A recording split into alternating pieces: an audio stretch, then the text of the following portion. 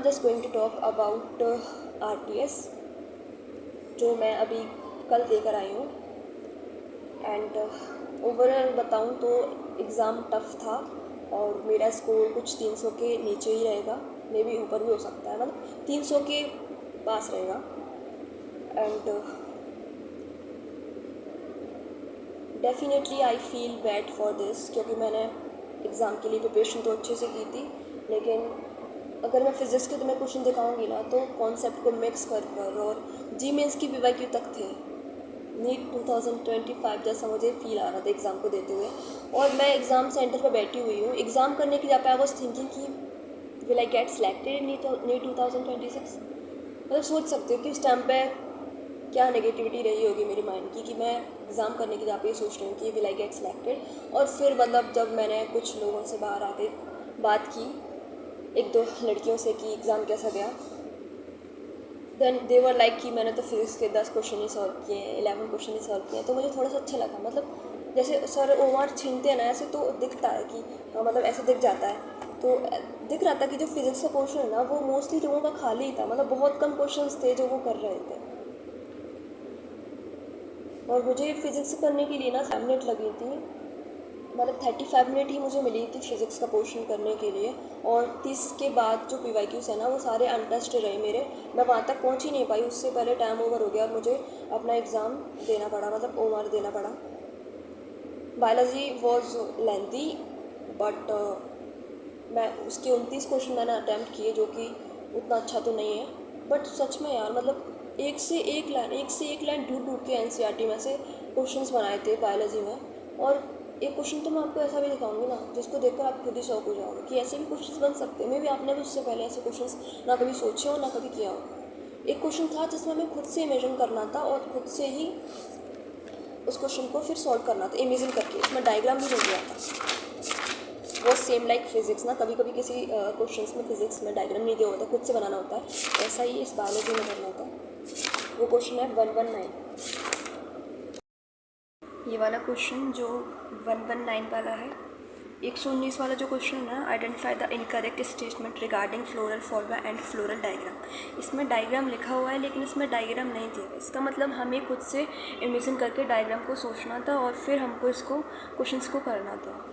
और इतना कम टाइम था तो मेरे लिए तो पॉसिबल नहीं था, तो मैं इस क्वेश्चन को छोड़ कर आई हूँ। बट मैंने एक चीज़ को सोचा कि मतलब इस टाइप के भी क्वेश्चंस बन सकते हैं, जो कि मैंने सच में आज तक अभी तक ऐसा कोई भी क्वेश्चंस मुझे नहीं मिला है। ये फर्स्ट टाइम मैंने ऐसा क्वेश्चन देखा जिसमें हमें खुद से इमेजिन करना पड़ रहा है फिर खुद से ही सॉल्व करना पड़ रहा है।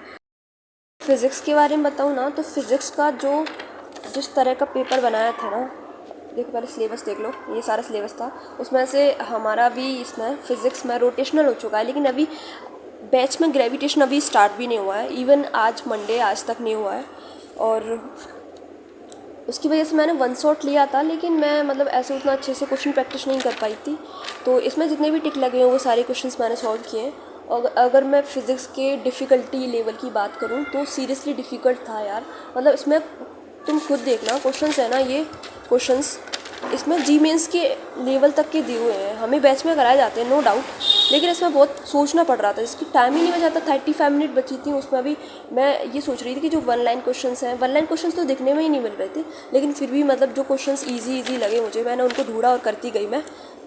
और 30 के बाद तो मैंने क्वेश्चंस को देख भी नहीं पाया, मेरे पास टाइम ही नहीं बचा, मेरे से ओमार छीन ली क्योंकि टाइम हो चुका था।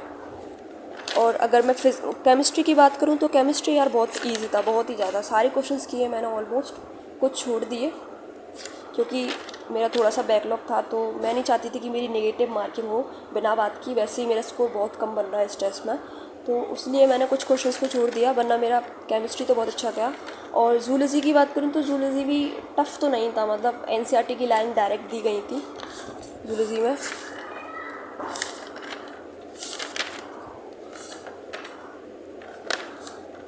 So that was my experience of RTS second, and if you haven't purchased RCS और तुम सोच रहे हो कि इसको लेना सही रहेगा या नहीं, तो ले लो, मतलब बेस्ट है। आई थिंक मुझे मतलब सबसे बेस्ट लगता है एलन आकाश से भी बेस्ट लगता है। पता है क्यों? क्योंकि एलन आकाश में कोचिंग के इंस्टीट्यूट पे जा रहे हैं और टेस्ट दे रहे हैं, लेकिन आरटीएस में क्या होता है, उसमें हमें खुद सेंटर पे जाना पड़ रहा है, हमें अपना खुद का सेंटर देखना पड़ रहा है।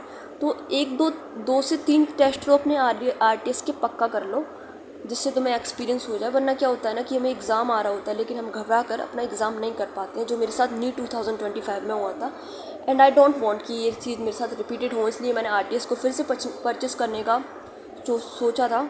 एंड मैं बहुत खुश हूँ कि मैंने सही टाइम पर सही डिसीजन ले लिया कि मैंने आरटीएस परचेस किया। और अगर बात करूँ आरटीएस के डिफ़िकल्ट लेवल की, तो भाई आरटीएस डिफ़िकल्ट होता है, नो डाउट। देख सकते हो कि जी मेंस के क्वेश्चन तक और कितने कॉन्सेप्ट, मल्टी कॉन्सेप्ट को मिलाकर क्वेश्चंस बनाए गए हैं।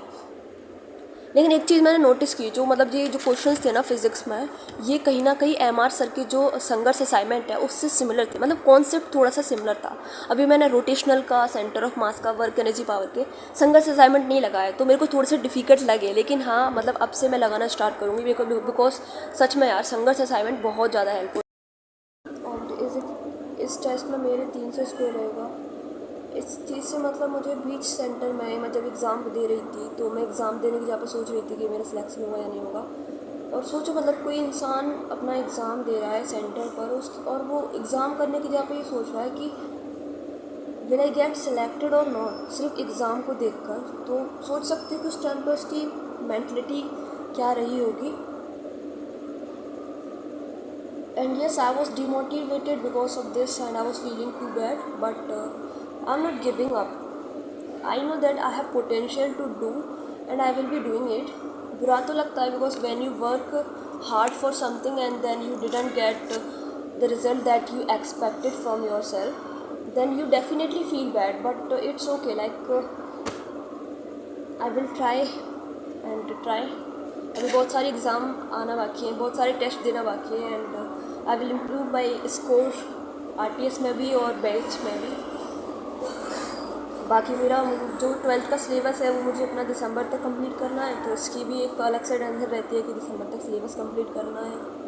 और अभी तो लगातार बैच में भी टेस्ट थे, मतलब लगातार संडे को, फिर अगले संडे को, थोड़ा सा बीच में गैप भी नहीं मिला कि रिवीजन भी कर सकें।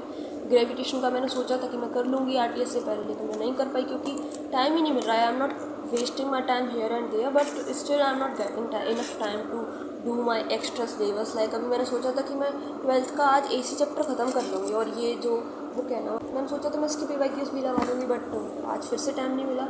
और हाँ, I have purchase this book, अभी एमआर फिज़िक्स मैंने परचेस किया है।